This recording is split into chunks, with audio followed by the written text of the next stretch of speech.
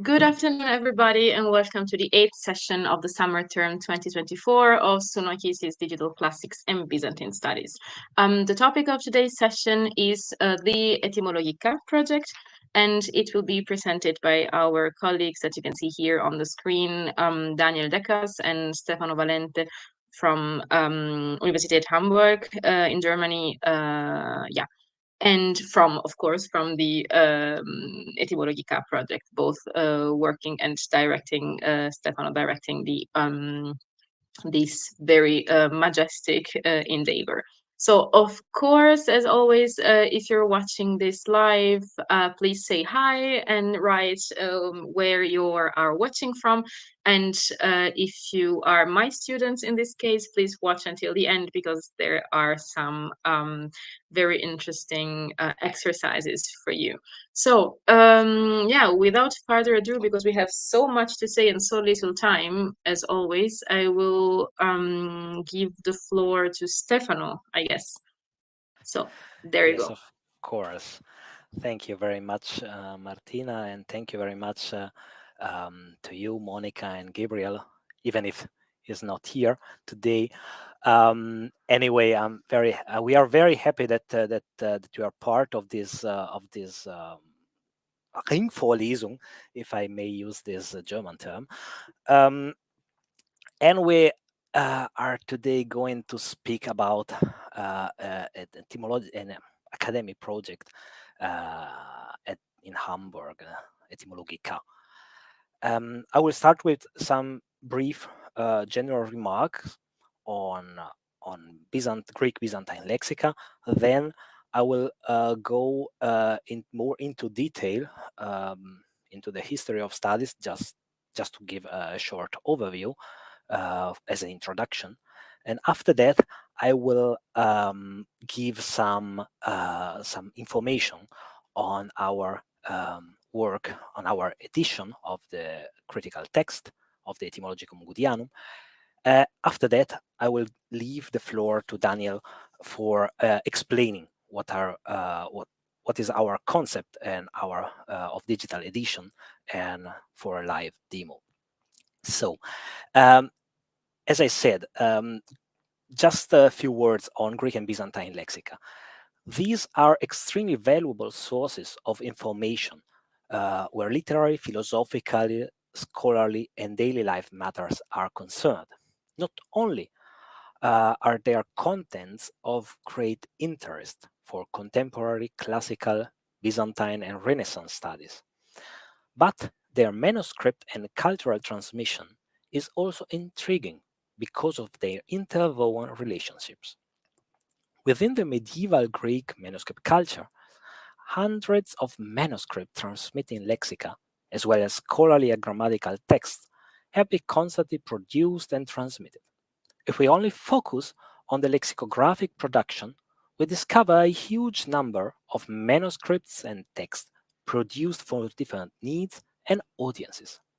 Basically, they were tools for both studying and explaining Christian and pagan authors of the past, especially in context of teaching and learning.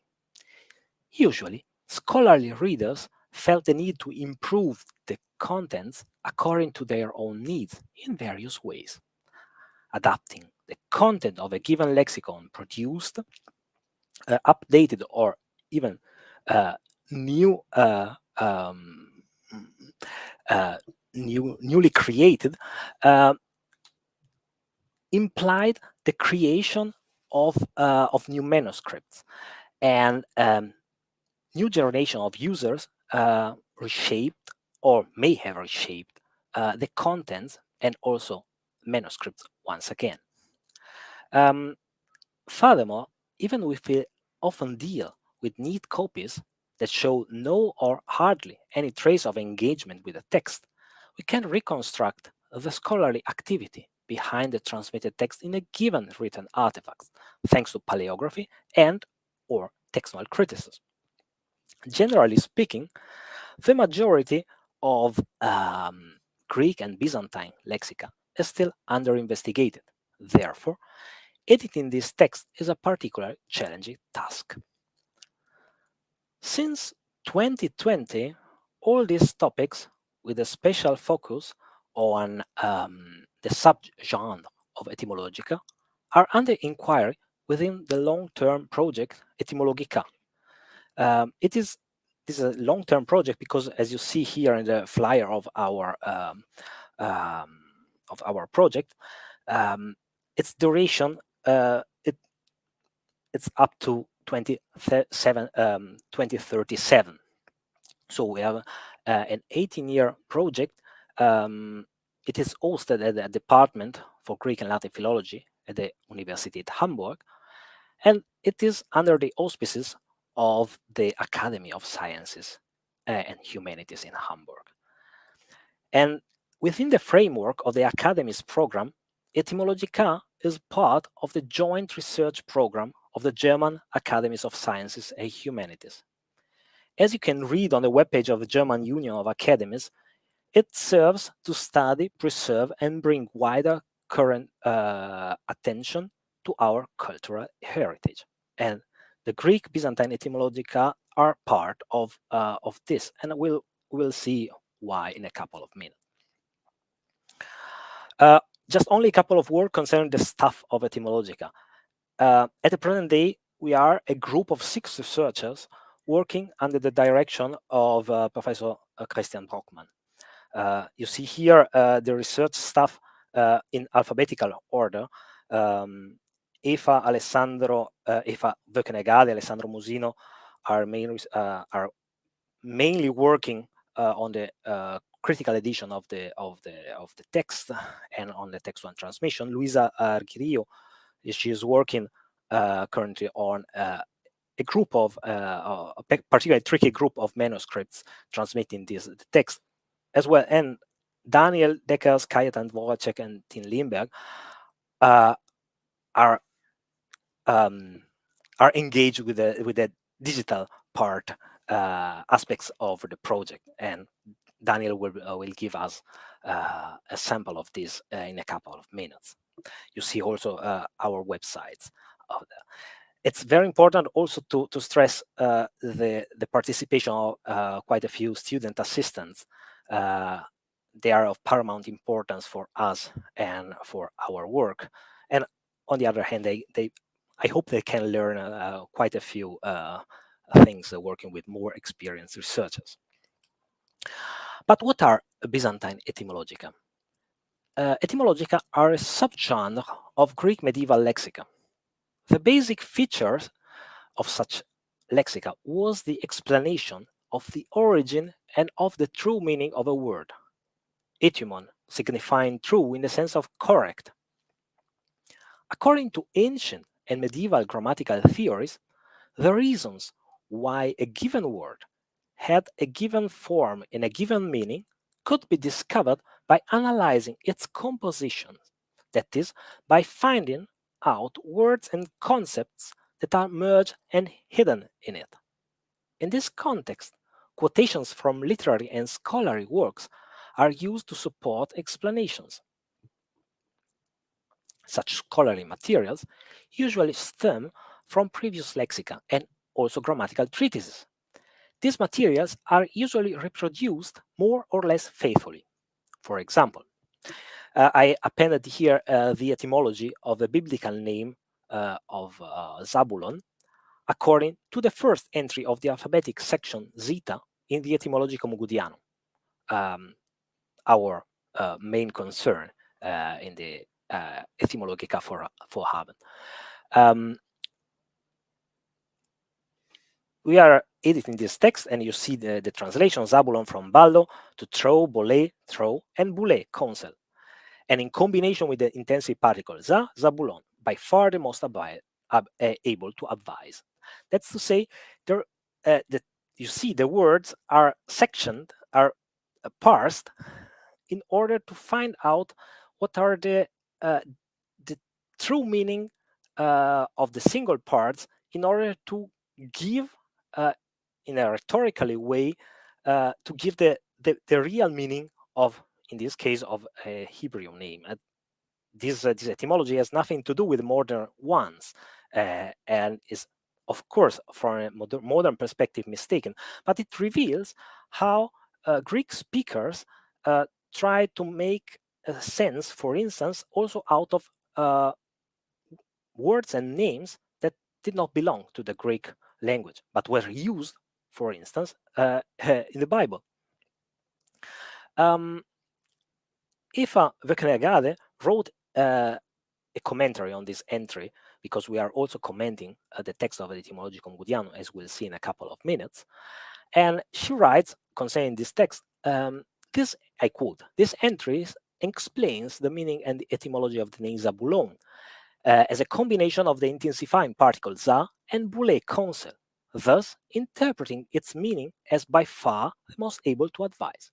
The etymological explanation follows a common pattern, starting with a verb from which the etymology originates and ending with the lemma, that's to say, from ballo to bolle, then boule plus za. And it turns out za boulon. Of course, this information were not created by the producers of this lexicon, of the Etymologicum Gudianum, a medieval Greek lexicon produced in the 11th century. But the producer relied on previous materials, previous lexica, previous. We have, for instance, similar information in another etymologicum, that of Orion, and some parts of the etymology can be found in Plato's Cratylus. But both of them are not the source of the passage. This passage comes from another Byzantine work, that's to say, the Epimeris on the Psalms by Georgios Koiraboscos. But so far for the moment. Let's now have a look to the Byzantine etymology, lexica on etymology more in general. During the 5th century, the grammarian Orion, I just mentioned, produced the first etymologicum that has come down to us. His lexicon was very influential and was probably used as one of the models for the huge lexicographic compilations produced from the mid-Byzantine age onwards. The oldest and most extensive ones are the so-called Etymologicum Genuinum and the Etymologicum Gudianum. Both of them were arranged alphabetically and soon became works of reference for later lexica. And they were used by quite a few scholars in Byzantium, or in the Byzantine world, and later on in the Renaissance. The Genuinum and the Gudianum share basic features, namely the alphabetical arrangement and a focus on etymology and grammar, partly due to the use of the same source text. Anyway, there are deep differences between them as well. The Genuinum focuses on literature and addresses scholarly elite of the capital of the Byzantine Empire. The Gudianum was conceived in a somewhat marginal area of the medieval Greek-speaking world, that's to say, the Salento region in Apulia, southern Italy, in contact with and or under the domination of the Normans. Therefore, the Genuinum and the Gudianum could be considered somehow complementary to each other. This fact may also have motivated medieval scholars to join the two lexica in different ways, even by merging them into a new lexicon, along with many other source texts. In this case, this is the so-called Etymologicum Magnum, of dating to the 12th century. The importance of Etymologica even extends into the early West European Renaissance. Here you can see in the lower part of this slide the first printed edition of the Etymologicum Mega Catalphabeton of the big Etymologicum in alphabetical order, very useful. On the 8th of July 1499, this Editio Princeps was published in Venice by Nicolaus Vlastos. You can hopefully see his name inscribed into the medallions of the decorative pile on both sides. Nicolaou on the left hand side and Tuvlastu on the right hand side. Zaccaria Kaliergis also was involved in the production of the text because he was responsible for preparing the text for the print. The preface has the form of the dedicatory epistle composed by the scribe and scholar Marcos Musuros, who came from Crete to Venice, just as Lastos and Kaliergis. The addition of the Etymologicum Magnum was to serve as a reference for the study of the Greek language in Italy. As Musuros rhetorically stresses, one was to consider the lexicon as containing the whole Greek language, passan ten Ellada, according to a suggestion of Dieter Roderick Heinz. A milestone in the studies of Greek and Byzantine Etymologica is a monograph published in 1897 by Richard Reitzenstein. It was the first to clearly distinguish between different versions of Etymologica and their characteristics. In 1907, he resumed and corrected some of his assumptions in his article on Etymologica in the Real Encyclopedia. Here you can read the last sentence. I read it in translation.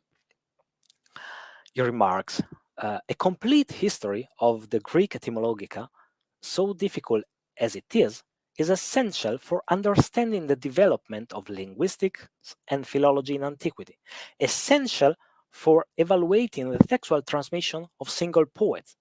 However, it cannot be written by one man. And this is exactly what the Etymologica project aims at. We are a team and we are trying to deal in a best way possible with these difficult pieces of information from the medieval Greek medieval world, transmitting a lot of information concerning literature, grammar,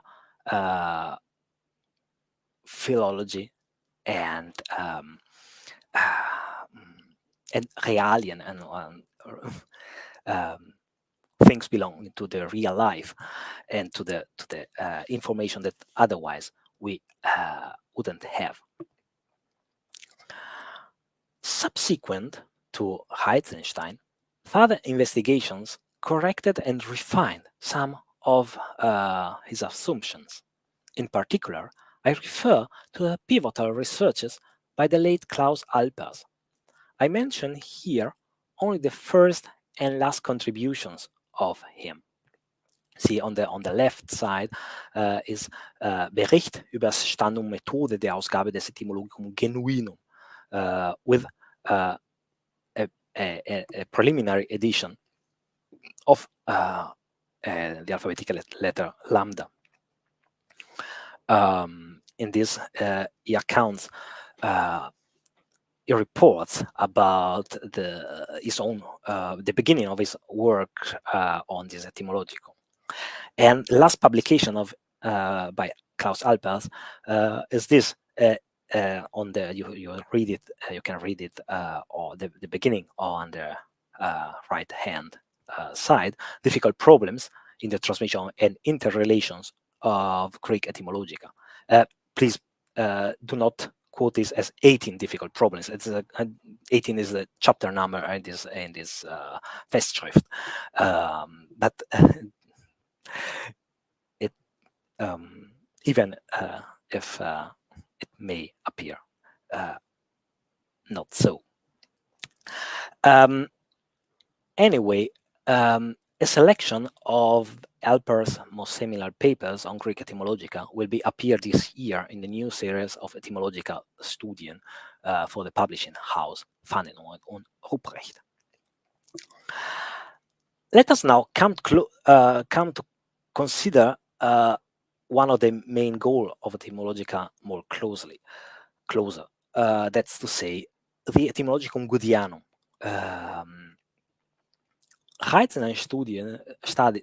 Heisenstein's studies on its textual transmission and sources served, of course, as a basis for subsequent investigations.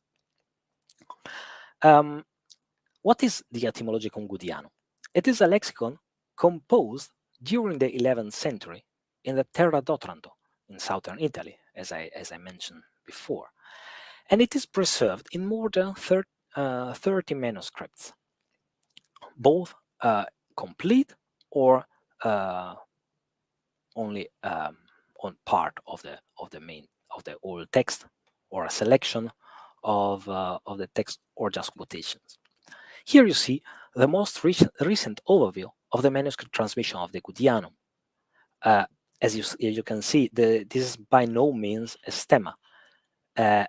Furthermore, many points in it are incorrect and quite a few manuscripts are missing. We are working in Hamburg and producing a new history of the textual transmission of this seminal Greek Byzantine lexicon. Will be published in 2026, hopefully.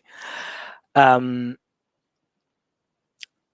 main concern of the producer or producers of the Etymologicum Gudianum was to collect grammatical, etymological, and lexical information from many learned sources, rather than focusing primarily on literature.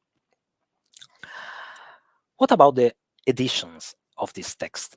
We have 1818, the German classical scholar Friedrich Wilhelm Sturz published the text of this lexicon and named it Etymologicum Graeca Linguae Gudianum, Greek etymologicum of the Greek language of Gude. Why name this Gudianum? Because he used a copy of a manuscript owned by the German classicist Marquard Gude. The manuscript you see here, the Codex W, Guelfervitanus 29 and 30, Gudianus Graecus, is now preserved, of course, in the Herzog August Library of Wolfenbüttel in Lower Saxony. The folio shown as contains the beginning of the letter zeta and the left hand column the end of the letter epsilon. Gude's manuscript was produced in 1293 in the Terra d'Otranto, possibly in the city of Gallipoli. The text is written to 2 columns, and the manuscript appears to be a very neat copy. We will come back on this manuscript later when we will show a demo of our digital edition.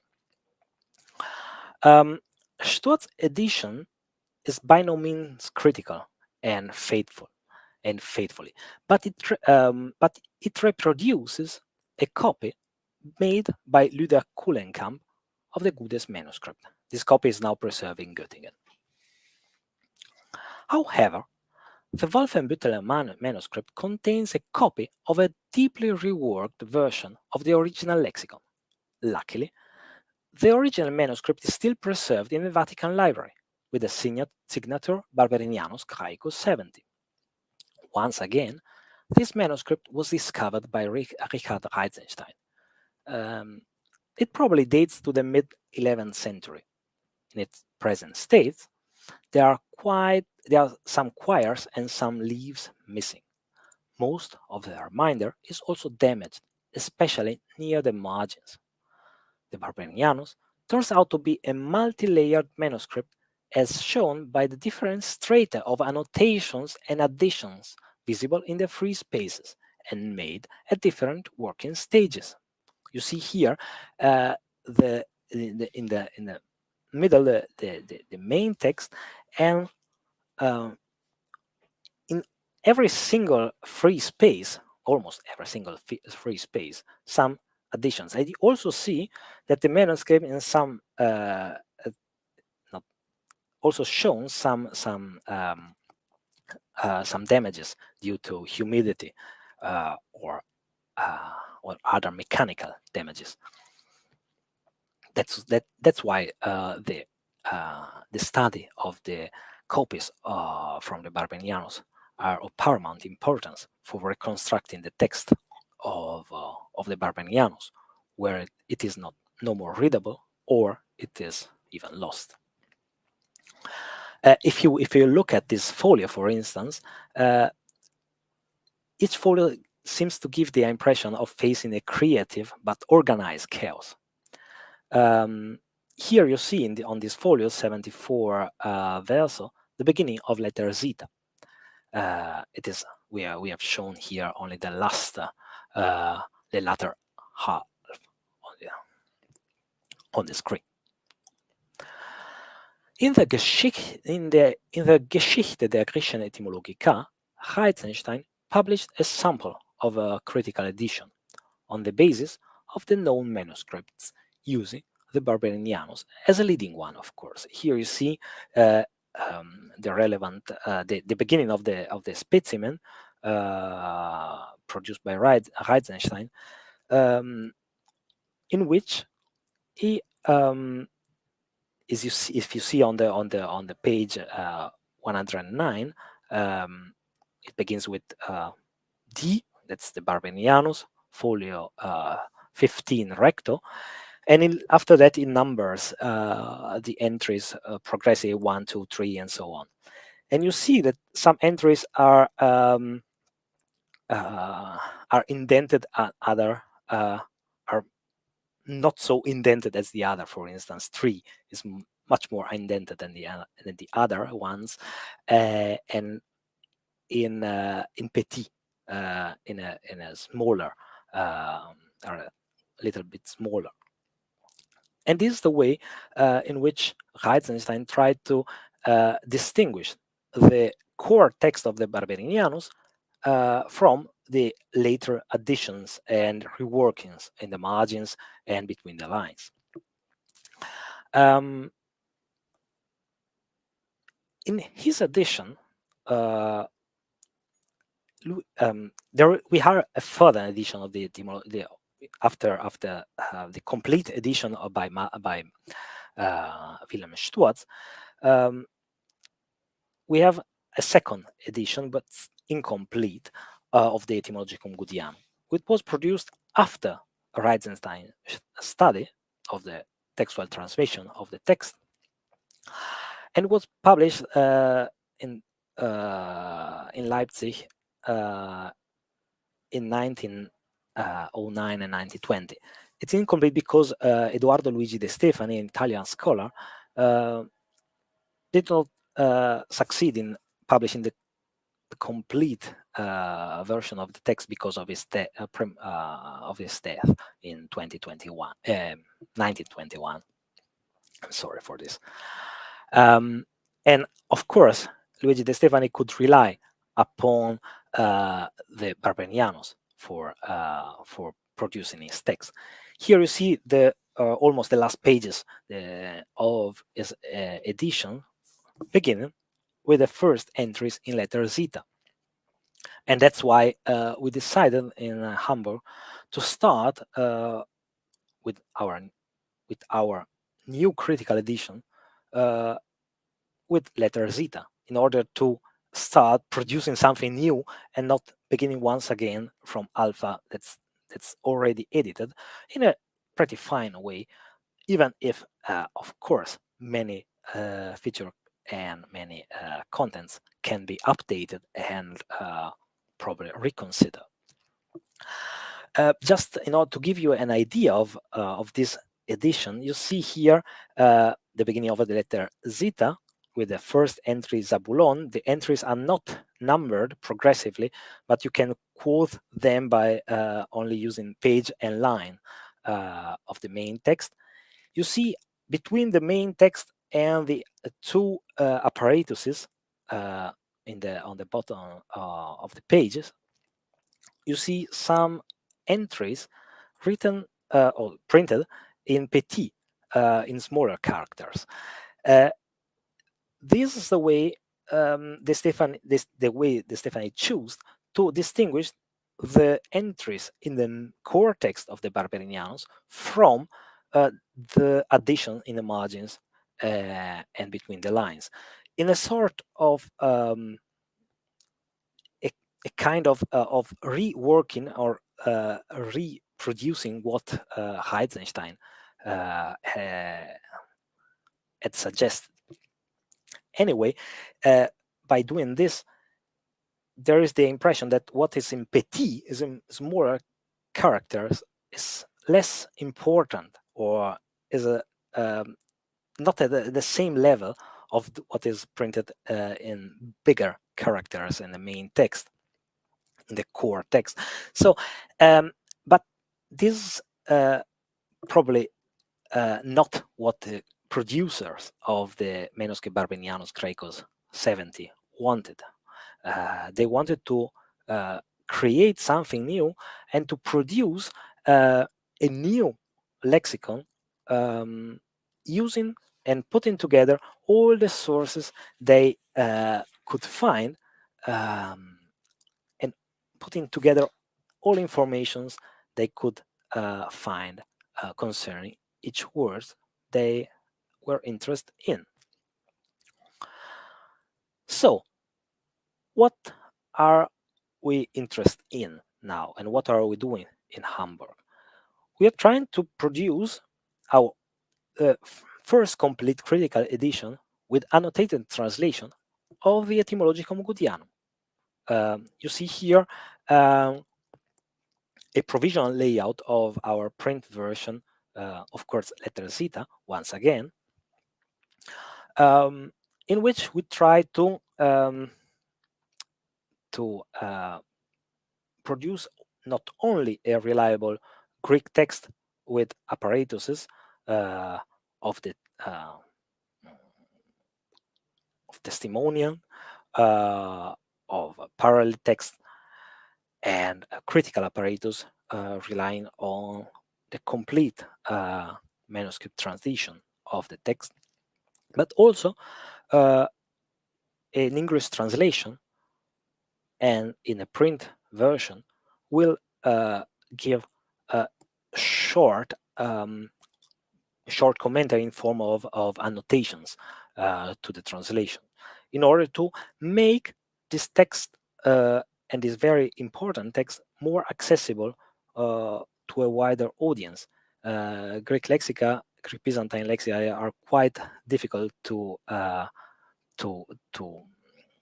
understand, also for experienced readers. And furthermore, there are quite a few information preserved only in this lexicon that are of interest not only for Byzantinists but also for classical scholars and for scholars of humanities in general. So that's a goal of also of this academy program, to make this pivotal heritage, cultural heritage of the past accessible to a wider audience. And that's why there will be a printed edition of the Greek text, but there will also be a digital edition of the text. And how, for the feature, concerning the features of this digital part of our project, I will leave the floor to Daniel Decas. Yes, thank you. First, I'd like to thank Monica, Martina, and Gabi again for having us, and also those who are listening for their interest, of course. I'll give you a very brief overview of why we are creating a digital edition in parallel to the printed one, before moving on to actually demonstrate the features of the edition as we have so far implemented them. As you have seen in the overview, the printed edition may have the advantage of being concise and hopefully presenting the most relevant data, but it also has very limited space.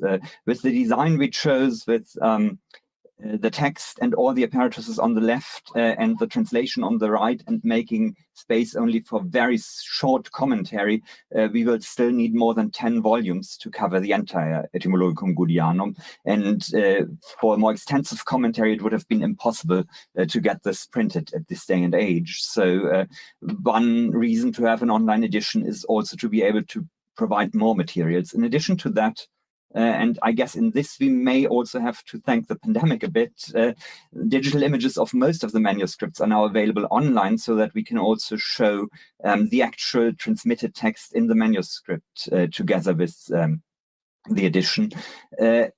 Furthermore, we can provide scholarly manuscript descriptions, and we can add additional data to the translation and further data beyond the commentary.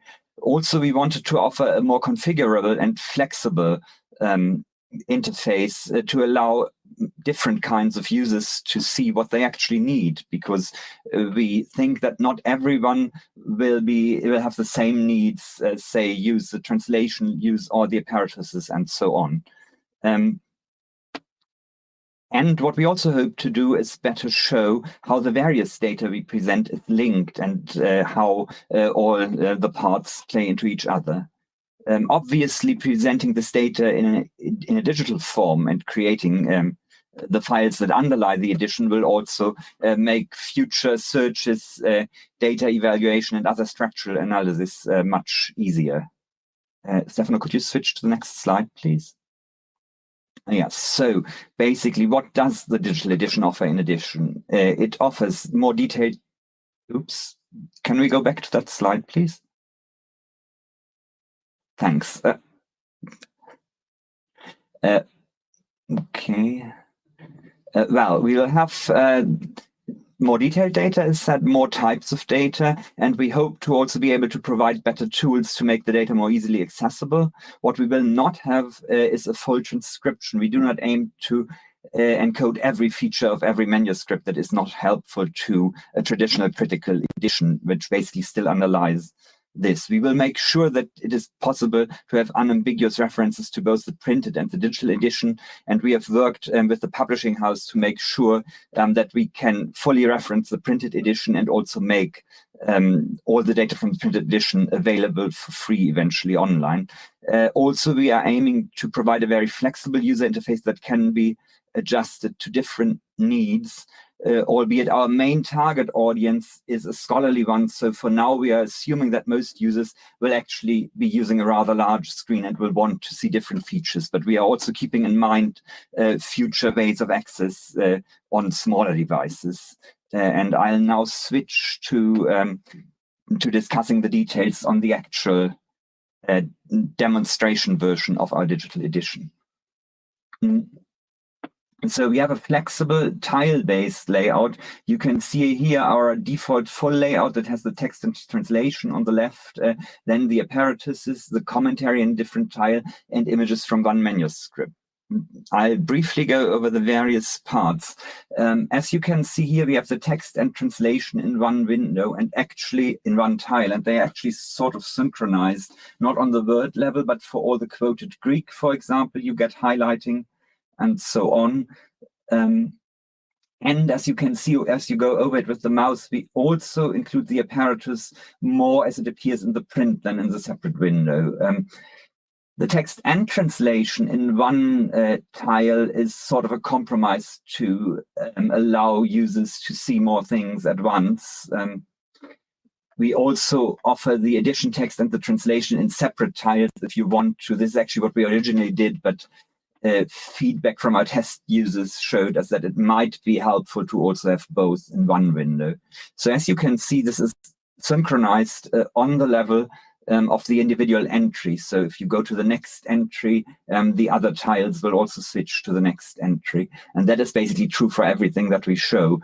If you need to, you can also open things in separate tabs and synchronize them. And then I'm not demonstrating this now because you can try that for yourself. If I were to open another tab and put the translation in a separate tab, it would also switch to the same lemma that I click on. Obviously, as this demonstration only contains the first 10 entries, you will not really be able to test that very fully for now.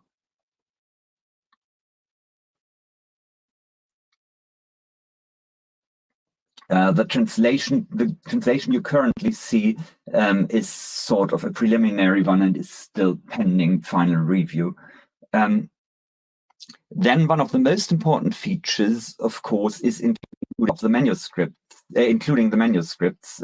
As you can see, this sample only includes actually the Wolfenbüttel Codex, the Gudianum. So that is just for demonstration purposes, really, as we are currently working with the other libraries to make sure we can include the images from all the libraries through this interface. This is a freely available image viewer called OpenSeaDragon, and the images themselves for most of the libraries are actually served through the IIIF servers of the actual libraries. So we basically only show the images that are provided by the libraries, well, except for this example, actually, where we cache the images locally.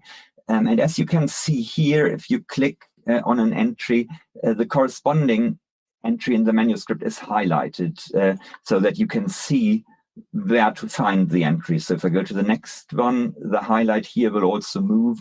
And it's actually also possible to control-click into the image viewer, and then you will see what entry or what entries are found in that area, and the text, etc., will also switch to that bit. Now, maybe Stefano can briefly show you the images, some of the other images shown on the library screen, on the library websites, which will make clear why marking these areas is so important, because in the example we have now, it's relatively easy to locate the entries. Yes. Yeah, and there. Yeah. Thank you, Daniel. Here you see you have the manuscript. I have already shown you the original manuscript preserving the working copy of the Gudianos. I make it bigger, and if you see here. First of all, this manuscript is now unbounded and rebounded. That's how this means you have here in a single image folio 74 verso on the left hand and the 75 recto on the right hand. It's not always this case. This is not always the case, and Daniel may we have also developed a way to show the folia in the right order. If we look at the beginning of folia, for instance, 75 recto, you see here that here ends an entry that begins in the previous verso. After that, a new entry, Sale, storm, begins here and ends these 2 lines below, and there is above the line a supplement being a reference to another entry later in the manuscript. After that, here this is, as you see also from the rule, the lining, and the you see there is the core text, but above the line you see another entry here, Zao, another entry here, another one beginning this place, another one here, a third one beginning here. That's why it's quite difficult to properly locate the entries if you scroll and you read the manuscript as a modern reader, and that's why we deemed important to mark the single entries and to reference them to our digital edition. Should I show another manuscript, Daniel? No, I think we should probably continue and switch back to the demonstration, actually. Yes, thanks.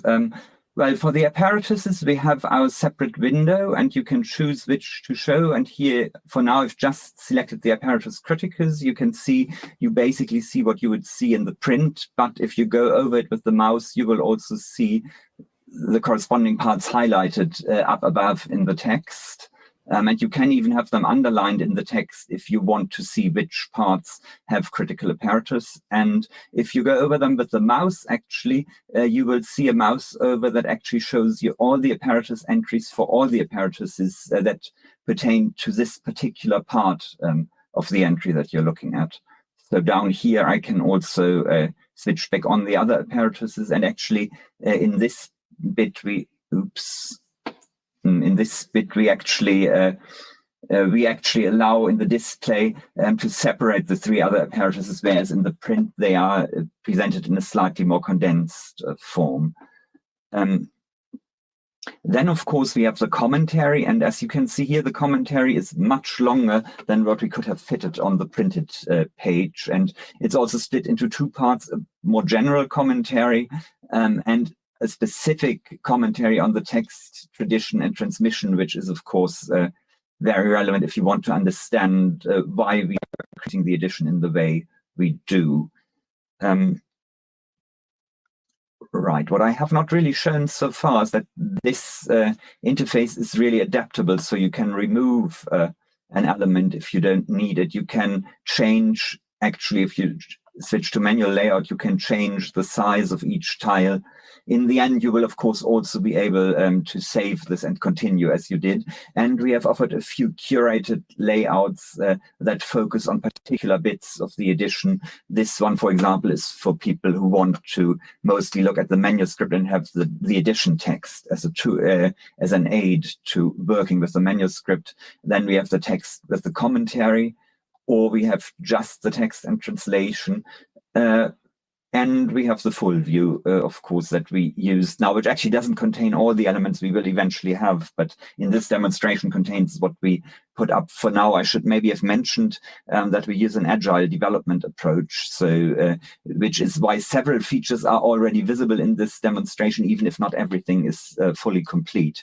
If you are watching this not live, but at a later time, then actually going to the example, you will be redirected to our actual online edition, the first part of which is due to appear within the next few weeks online, so that you will be able to verify what we have actually added.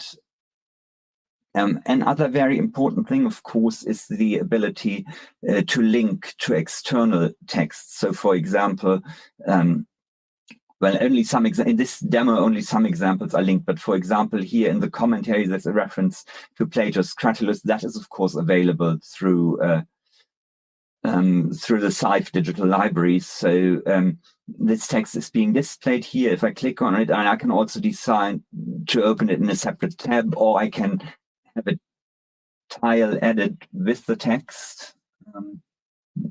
I think that does not work because I increased the screen size too much. Sorry about that. But you should be able to look at that on the demo version later on. But more importantly, actually, we are using a lot of texts that are themselves not fully critically edited yet. So we deal with a lot of sources. For example, here,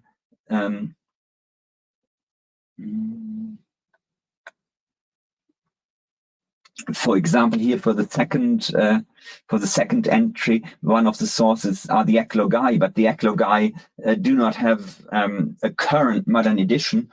So since in these cases, of course, we do not have the resources to edit every lexicographical source that we need to cover, but we do in fact create, let's say, curated transcriptions of the text that we actually need to use.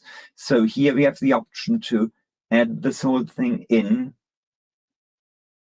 And then here, now I enlarged the font a lot so that it would be visible in the demo and the live stream, but normally you'd be able to fit it all on your screen if you have a large screen. So here basically the same mechanism is used in a subtile and provides the transcribed text. This is not our edition, but the transcribed text of the Eclogae, together with actually one of the most important manuscripts, and you can switch to other manuscripts here actually. well, we have covered 2 of them. No, actually, the second one, sorry, is not a manuscript, but you can switch between the manuscript and a much earlier printed edition, which, as you can see, is not really a critical edition in the modern sense. And of course, if there were other important manuscripts, we could add them into this as well.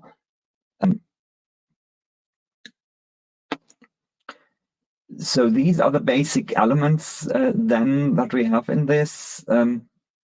One thing you have seen now is that many of these elements of the online edition are interlinked, and of course a lot of this, the highlighting in the images is done on the entry level, but some, as you've seen, are on a more detailed level, which is why we thought, for those of you who may not know a lot of Greek and may still want to do some kind of exercise, we thought that if you think about how this can be encoded, basically all our texts and the structural data are encoded in a text encoding initiative, conformant XML. So you can give some thought as to to what detail the various texts and data would have to be tagged to be able to create these links that we are doing. And for those of you with a lot of Greek or with experience with Greek manuscripts, of course, the other exercises that we offered are to actually try to find some of these texts in the more challenging manuscripts, which, as I mentioned, are already online on the library sites and will probably soon be included in our edition. One thing I did not yet mention, and which also brings us to the last feature, is that there's also a settings tab that allows you to change a lot of things. The dark mode may not seem so important to you now, but if you are using a tablet or you will eventually use this on a mobile device, this may be really helpful. And also, as you have seen when I demonstrated it, you get a lot of mouse overs and highlightings. And if you find this confusing, or if you find it stops you as a user from seeing what you actually want, you can disable them or relegate them to being just activated if you hit Control. And you can also change whether the tiles are synchronized, whether things scroll as you want, etc. You can also reconfigure the viewer to some extent. We will add further features to the viewer eventually. And there's one tool that I should mention that we are also integrated, and that is integrating, that is access to the Alpheus library, which I will assume for now that you know. So basically, if this is activated and you click on a word, it is being looked up in the dictionary, such as the Little Scott Jones, and information on possible forms, possible entries in the dictionaries are being provided through the Alpheus service.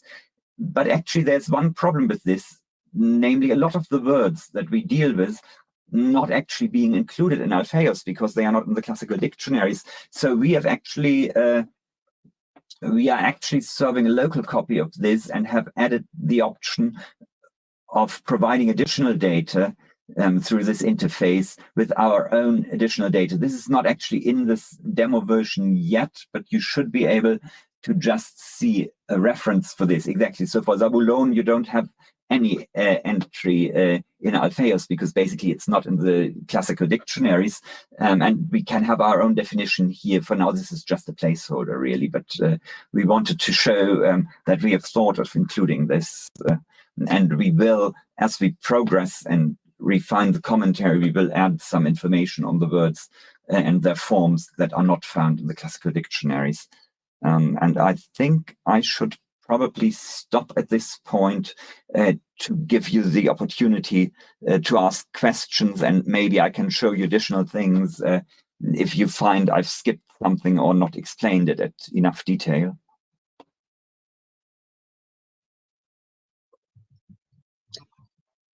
So I would say let's wait for some questions to be written in the chat, and then we will definitely abuse our position as chair women in this moment because there's so much to to go into. Yes, I'm afraid I may have rushed a bit through it because I wasn't sure how much time we had left.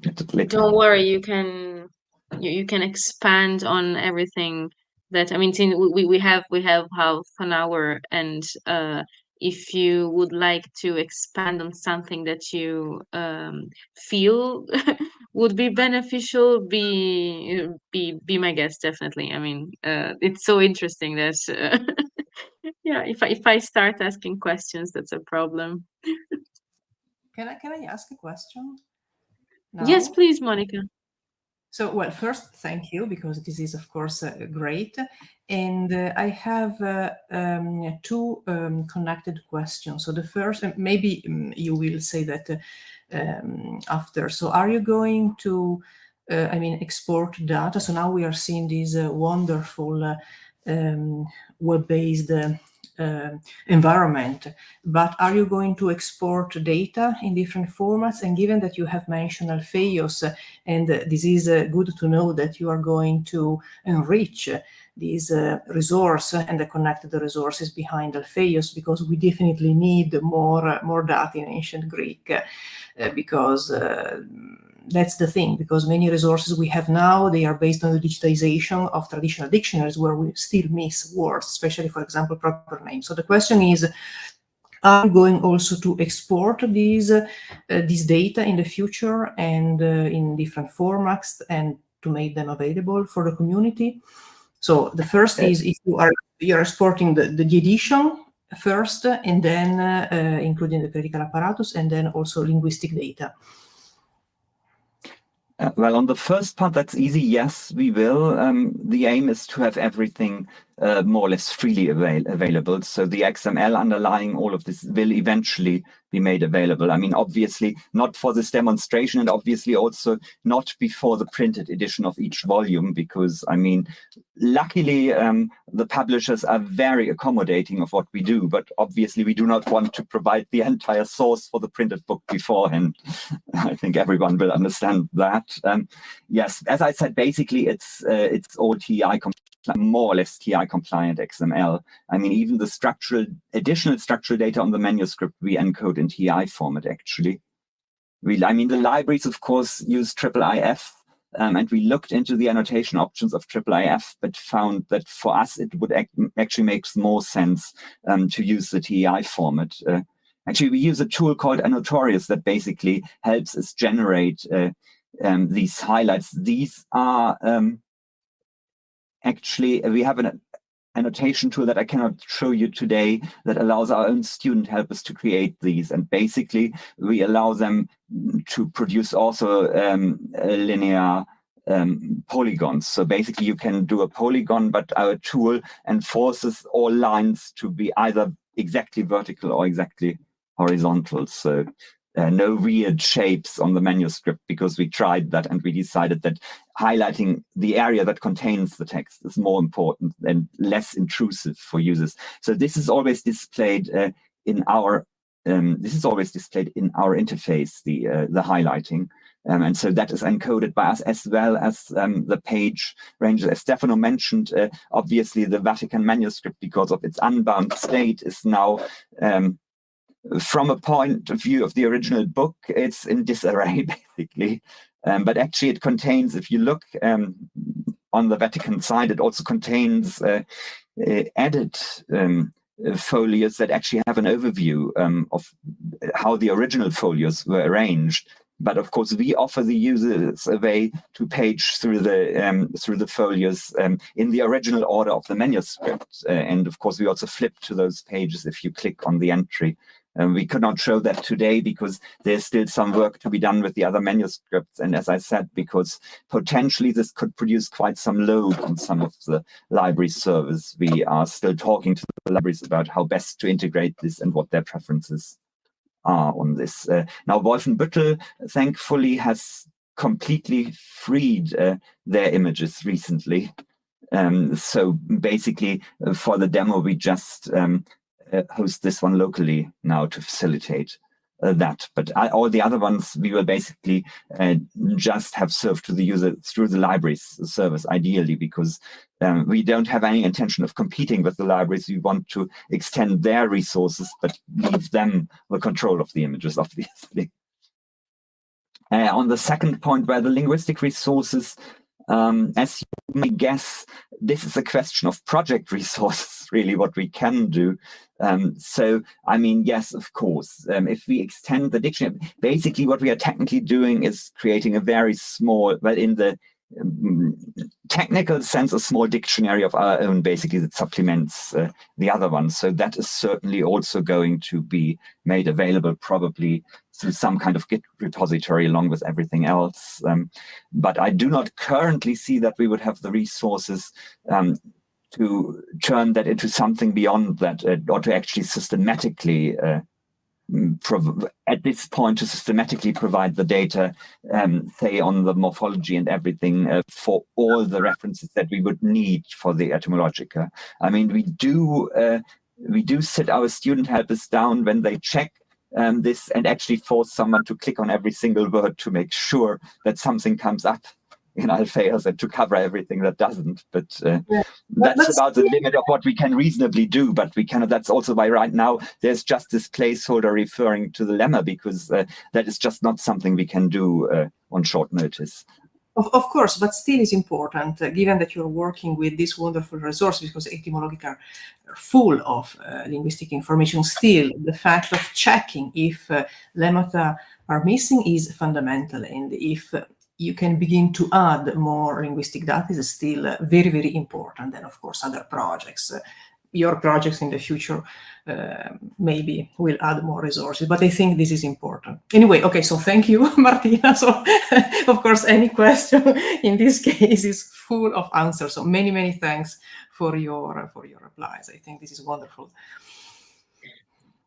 So I think I will ask a question, since I don't see, as for now, anything from our live audience. So it's a question of understanding. I might have heard that you are importing the images from the libraries via IIIF, but then you said that you're not using it, or you're just not using the annotation for IIIF. I didn't catch it. Okay, and no, we do not import the images, but we use a viewer that uses the IIIF service of the library. So we are not importing the images ourselves, but the annotations we have ourselves, and the annotation layer in the viewer is actually not IIIF based. Okay. So this is just an annotation tool that basically allows you to overlay text and well, polygons and everything. Basically, I think the idea of the people who created the annotation tool was to overlay text that is contained in a polygon, and we have just used it to just include the polygons because we just wanted to mark the areas of text. Okay, thank you. So that's how I understood it. That's actually extremely interesting. I mean, we're using something. I mean, we're using, of course, also IIIF for our images. I mean, we have many thousands of images because we're working with seals. So for every, just like for pages, right? For every page you have like two images pretty much. So and we are now implementing also something that I don't think is relevant to your case, a kind of IIIF protocol for RTI viewers. But I don't think that it might be relevant for your kind of written material. But yeah, I'm diverging. This is not what I wanted to ask, actually. It's so interesting that I would really go on for ages. What did I want to ask? What you just showed us is something that I fundamentally didn't understand. Is this the viewer that will this be like a web app, or will this also be like downloadable on your machine and you will also be able to use it offline? No, this is a web app, actually. No, that is for online viewing, really. And I don't really think we could make it completely downloadable without having a huge amount of data. And also, obviously, since we do not actually host the images ourselves, that would not be possible. I also think it would to be quite frank, it would probably not be worth the work to create a complete offline version of it, because these days everyone is accessing these things online. And one of the important things about this is linking to other online resources. I mean, the source, the texts we link to, like, for example, the Plato that I failed to show then because my screen, I enlarged everything so much that my screen couldn't contain it anymore. That is, of course, already in the SCIF library. I mean, technically, we can also link to the TLG. I mean, some of the less common texts that we refer to are only available through the TLG right now, but that is not a priority because well, because it's not quite freely available, and also it's much harder to reference. So it's not a priority in this project at this point, because we aim to support the open resources first, of course. That's perfect. And for that, I would really just a heads up to the students, as we say pretty much at every session, go rewatch our very first session on open texts. I mean, from this semester, because I mean, as you saw, it comes at every single session. I mean, this question of openness of the text. So, Klamatsu, sorry, and Stefano. If I may, we also managed to make possible to quote a single visualization, the URL of what you are visualizing, so that you can. If you are offline, you are working on the text there, or working on the images, you are fine with what you are seeing, with the structure, with the text. You can save this and reload it later, or it's maybe or quote it in a publication. So So I think it's very, very important what you are saying. So, and the question is, okay, you can reload the URL, you can use the URL. So you are producing basically also stable identifiers for citing the resources. So one thing is, of course, the URL, but within the URL, I suppose there is a stable component which is the stable part of a URL, which is, this is very important. So this is good to know, especially if we want to cite in traditional publications or also in other digital resources. Yeah. Okay. Yeah, but please don't think that what you're seeing in the demonstration now is the actual stable URL, because these are way too long.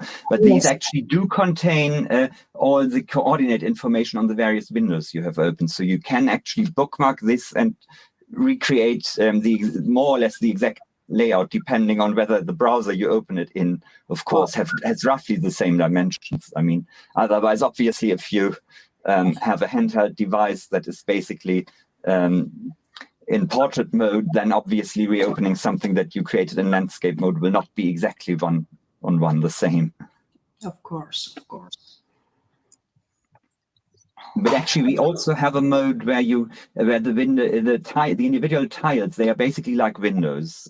So you can, if you go to the manual layout, you can actually change their size and everything. And we also have an experimental mode where they auto expand after you position them. So basically, you can create any layout that suits your particular purposes. So I thought you were moving your cursor on the right, yeah, because I was thinking, like, for example, we have these default layouts with the commentary, the text translation and apparatus. That's probably for someone who would otherwise use the printed edition. And then we have the sample layout with the manuscript. We actually also, this is not part of the demo yet, we also have an experimental one for mobile devices that actually shows just the, sorry about that, just the highlighted parts from all the manuscripts that are already highlighted for a single entry. But that I cannot demonstrate right now. And I see also that I'm playing with a demo that you kindly offered us for Sunoikis. So I see, for example, a passage from Plato, Cratylus. You can, so you point to, for example, to the SCIF viewer, another reading environment. Yeah, exactly. Okay. Yes. Excellent. That was just a little bit hard to demonstrate because we have a limit of screen resolution and screen size for this stream. So No, I can see that it works. So, I encourage everyone, all of the people who are listening, to also test this themselves. And as I said, once the actual edition is online, we'll just redirect the link to the actual edition so that people can see what has improved and changed and how far we've gotten, hopefully. And if you have feedbacks, please go ahead, mail us, write to us with suggestions, critics. This is dangerous. The list of desiderata. No, it's important. It's important. We are an academy. We are part of the Academy of Science and Humanities, and we are trying to build up something that can be used not only in Greek Byzantine studies, but that can be used as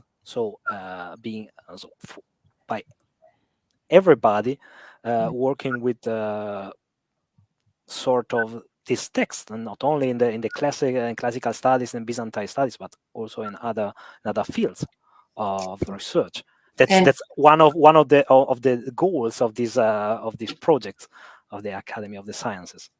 No, thank you. This is another important statement. Again, so the effort of our community. So to start with, let's say, a specific project, a very philological project, let's say, but opening it. So to show the importance of these sources that can be, of course, used in other fields and in classical philology for research, teaching purposes, for education purposes. So thank you. This is really very, very important. And if I may add, this is also great because you're doing some excellent, what in German we would call Vorarbeiten. So you're doing some work that will be definitely used and reused by other scholars, also for other purposes. I mean, when you are showing this, at least two other Sunoikisis sessions come to mind. So text alignment and HTR, for example, because you're being very precise in, pinpointing the polygons and annotating them. So from there, the step to text alignment and or handwritten text recognition. It's not immediate, but it's an excellent starting point. Even though it comes from a highly philological endeavor in a way.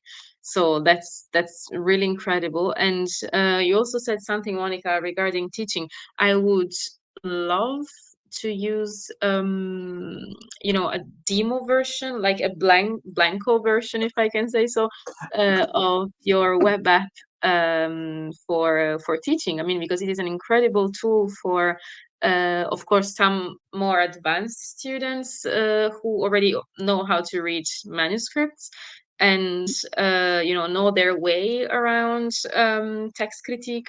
So it would be great to to give it a shot for another kind of manuscript. I mean, we do this in Cologne all the time, but in a very low tech way, like projector. Show it in on the canvas. What do you read? Okay, let's do the edition of that. But of course, doing it like that, it's first of all more engaging, and it's also more systematic. And using annotation, you're giving me a lot of ideas for the next semester. Yeah, I mean, hopefully we can also make the underlying web app available in a way that actually makes it reusable for others. Obviously, that cannot really be a priority in our of course not. Current time. But of course, yes, we are thinking of future uses, of course. And I mean, also the materials. We hope that the initial work that we are doing on other sources that we need will eventually be the starting point for future editorial endeavors too, of course. Yeah, that's perfect. And going back 1 second for something that Monica said, are you going to make the data available? That I understood. Are you also going to I mean, the what you're creating, is it open source? Will it be released open source? So we will be able to like fork it somewhere and play around with that? Oh yes, it is definitely going to be open source. Obviously not the demo version, because that's not really curated, fully curated from the coding point of view yet. But yes, it will all be open source. We only use open source components actually. So this tile set is created by an open source library, and the OpenSeaDragon viewer that I mentioned is also open sourced, and all the other tools that we include too. Perfect. Amazing. As academic project, we are not buying anything and are not selling anything in this proper sense. And that's the way to go. Yeah. Yeah, that's amazing. Yeah.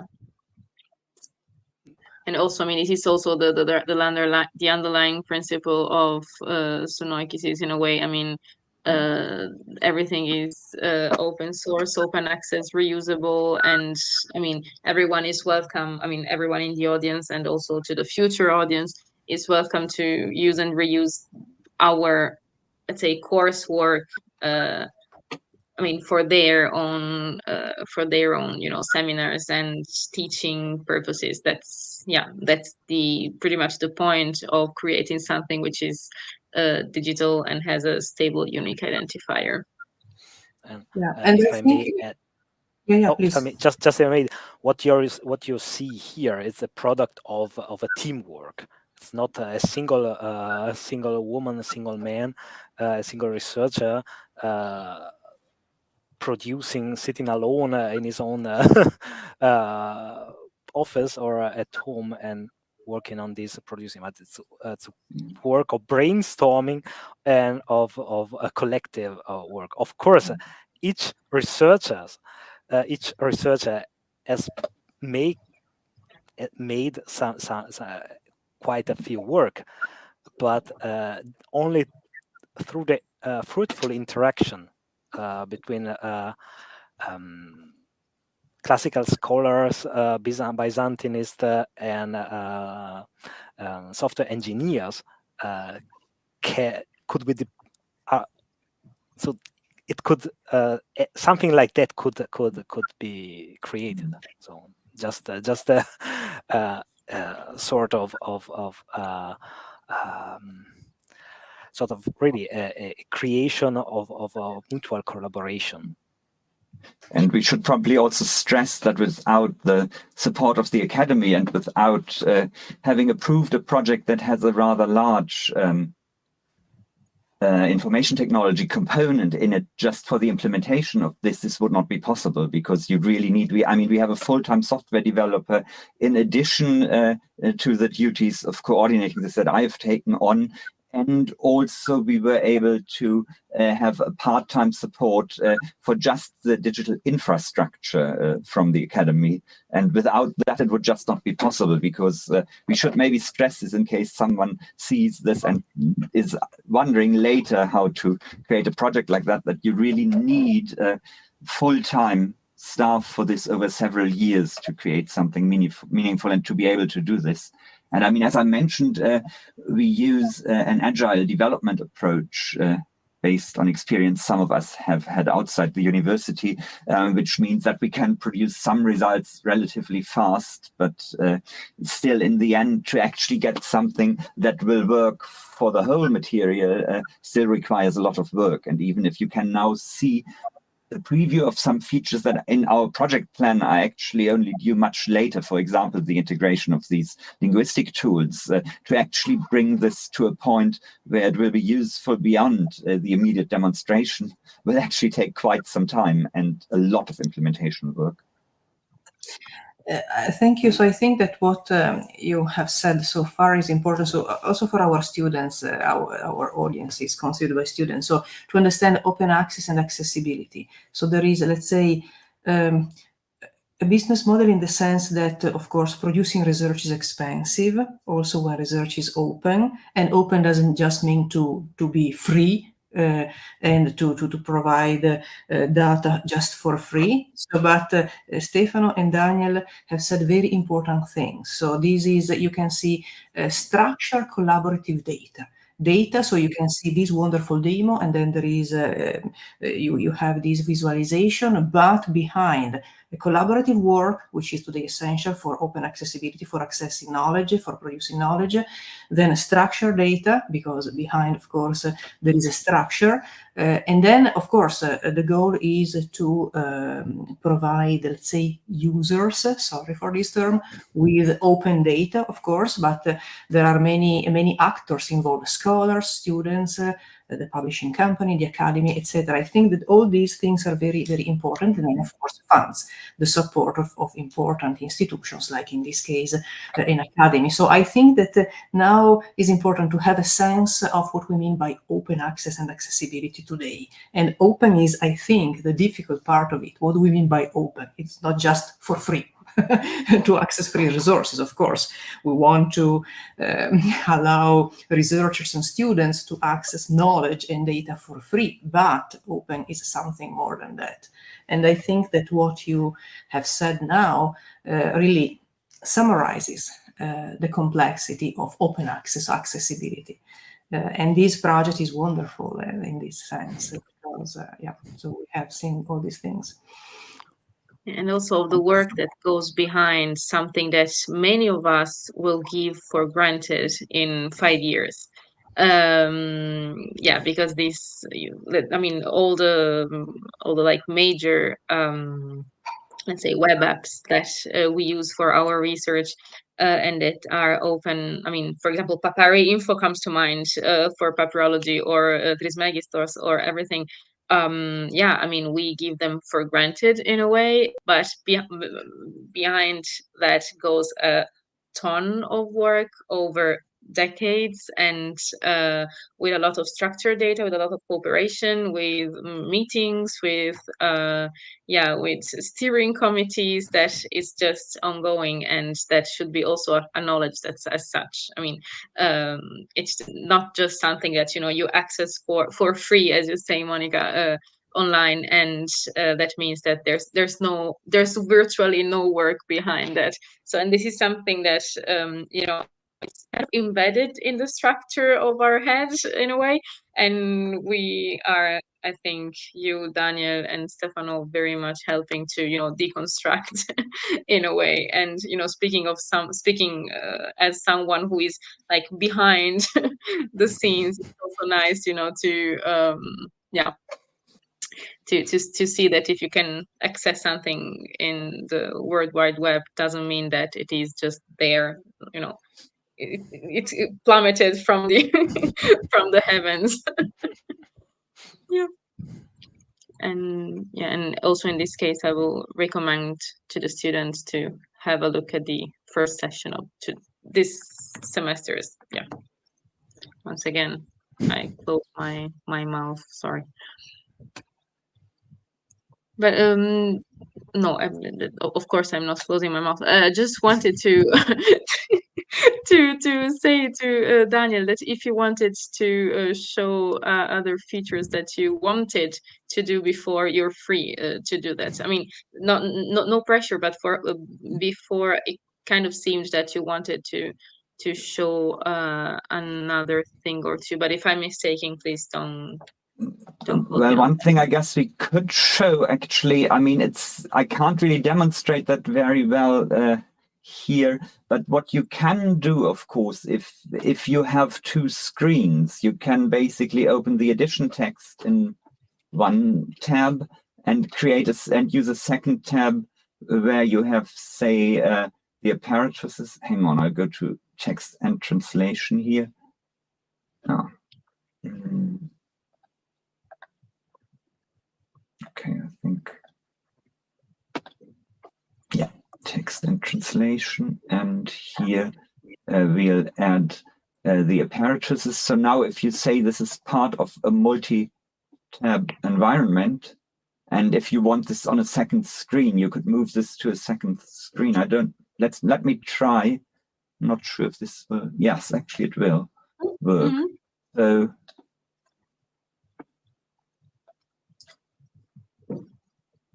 imagine these two windows are your two separate screens, and now we have synchronized them. So if I click here, the other screen will also adapt. And that, of course, also holds true if, say, you want to view a manuscript in this one. So, of course, as soon as you have several manuscripts, you can now put a view with 2 or 3 manuscripts on your large 4K screen if you have it, and keep the text on the second smaller screen or something like that. Oh, and it will perfect. still stay synchronized if you want. On the other hand, if you want to, you can also disable this if you want to, say, look at 2 different parts of the manuscript and compare entries, or look at different parts of the text that would be exactly the same. Then. That's very useful. I mean, I think that with this kind of project, you might want to use 2 screens because it's so. You might want to always have your manuscript there to check. Perfect. I guess it depends a lot on the users too. That's something that maybe we didn't expand upon enough originally, because of course we did think about what do the different users need. I mean, we are now, this is why we basically integrated the translation with the text for the default view, because basically we are thinking that almost anyone who is working with the Greek text will want the translation to understand the editorial decisions.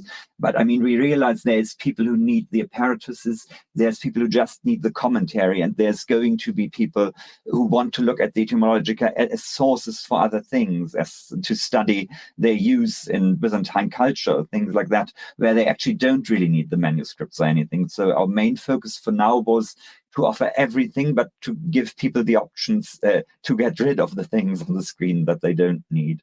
Because basically, as I mentioned, when we were also looking at creating a more mobile interface with less data on a single page, obviously, that will to some extent have to be pre-tailored to users. I mean, of course, you can adjust everything, but we think that from the very limited tests we've done with a few users, admittedly from our immediate circle, I think 90% of the users are going to use some kind of existing setup, and the additional features that allow people to adjust this will be nice for a limited group of users, let's put it like that. But basically, we should always offer some good default options if possible. Yeah, and I think that's very noble that you're trying to cater to different user groups, which is not always the case for many resources. Because I mean, also the fact that you're giving the possibility of, let's say, not even looking at the Greek, if I can say that bluntly, that's, I mean, it means that, I mean, not everyone is a Greek philologist, and but still might want to have a look at the text. So translations plural is everything is the way to go in that case. But on the other hand, there might be people that are interested, as you said, only in the apparatus, and yeah, that's usually two different, at least 2 different groups of, let's say, of people. But and if I may great. just an additional feature we are implementing is also concern the description of manuscript, the scientific description of the manuscript we are showing, in order to also offer a service for those are interested only in Greek paleography, for instance. That's amazing. That's, yeah. And are you with also going to with the same possibility of showing this description together with the manuscript or the manuscripts, and linking so different parts of the description to the relevant. And yes, in the description. Sorry. No, yeah, in the description you can also click on the folio numbers, for example. It's just something we left it out because the manuscript descriptions still have to be revised. And well, as I mentioned, we started during the pandemic, so it was much easier to get digital images of the manuscripts. But obviously, the actual work in the libraries that is still needed had to be done at a later point. It is still being caught up on. Put it like that. And in in the description, are you also, I mean, since you say that you're going to point to the folio number, so you're also going to do some like codicological reconstruction in a way. So for example, that Vatican manuscript that you showed must be a nightmare. So are you also going to, I mean, will the user be able to browse through the intended, let's say, setting of the manuscript? This would be desirable. Yes, and as I mentioned already, I mean, even just encoding the structure so that you can flip through the pages in the original order is also, it's already sort of on this perfect scale. Yeah. Yeah, that's very, very interesting on a level of reasons. Perfect. So I think our time is up. And do we have any other questions from us, from the audience? Do you want to say 2 words about the exercise or not? Yes. Let's say 2 words about the exercise. That you're right. I keep forgetting the exercises. I'm sorry. Sorry. As you see, we have 4 options, and as always, pick at least one. But if you feel particularly, inclined, you can also do all 4. And of course, they are compulsory for my students. For all people watching in the future, please check in with your tutors and teachers. But yes, as you can see, they are, as Daniel already explained, they are in ascending level of difficulty. And also, if you are not familiar with Greek, you will be able to find your way around that. And please keep in mind that for the exercises, you will need to set the preview of the demo that Daniel has been showing today, and you have been giving username and password. So please refer to the course page for that one. I would say that otherwise we're done, and I will see you. I will see you next week, same time and same place, and we're going to talk about something that is actually quite related to what we've been saying today, and it is tree banking and linguistic annotation. So yeah, if you enjoyed today, you will definitely enjoy also next week. So I will see you there, and bye. Take care. Thank you very much. Bye. Bye. Bye. Thanks again. Thank you. Bye. Bye.